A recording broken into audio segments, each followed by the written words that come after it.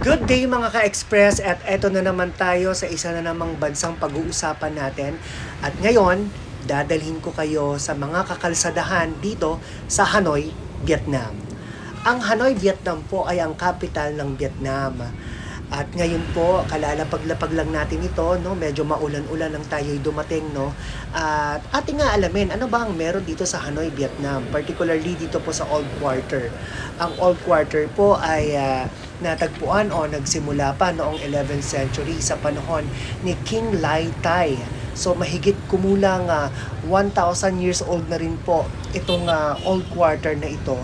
At dito ay maraming kwento ang pwede nating malaman. Katulad ng Maynila, alam niyo po na punong-puno rin po ng kulay ang lugar na ito, at talaga isa ito sa mga pinagmamalaki ng mga Vietnamese. Nagahalong makabagong panahon at luma ang matatagpuan dito sa Old Quarter, Vietnam. At dahil gutom na tayo nang tayo lumapag, ang ating first order of business ay ang kanilang world-renowned banh mi sandwich. So ito ay nakuha nila sa French colonial nung panahon sila ay sakop pa ng mga French, no?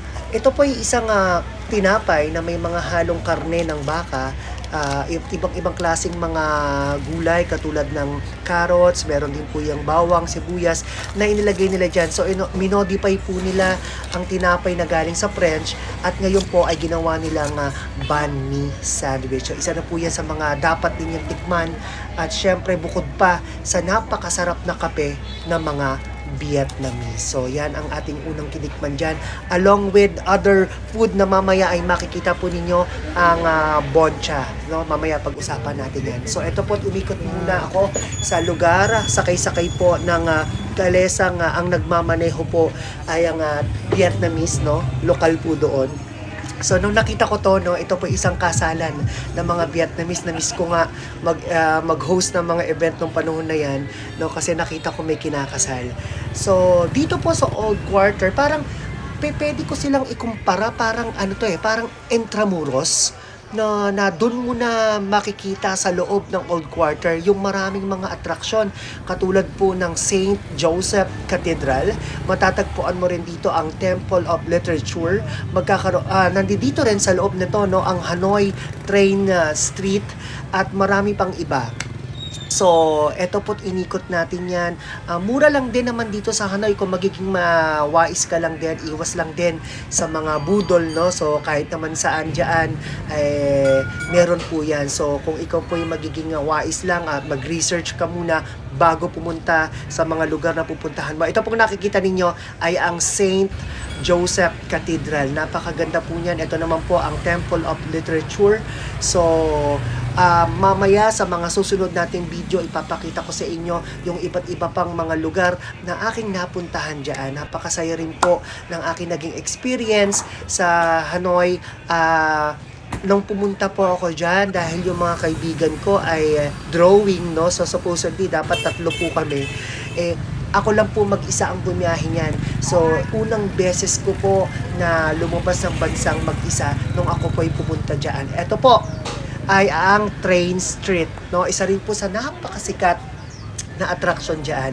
Ito po isang release ng tren na kapag umaga, yan po ang kanyang itsura. Pero kapag gabi, nako, napakakulay, napaka-vibrant po ng lugar na yan. Nagbibihis po yan bilang kainan, inuman, at napakaliwanag po sa lugar na yan.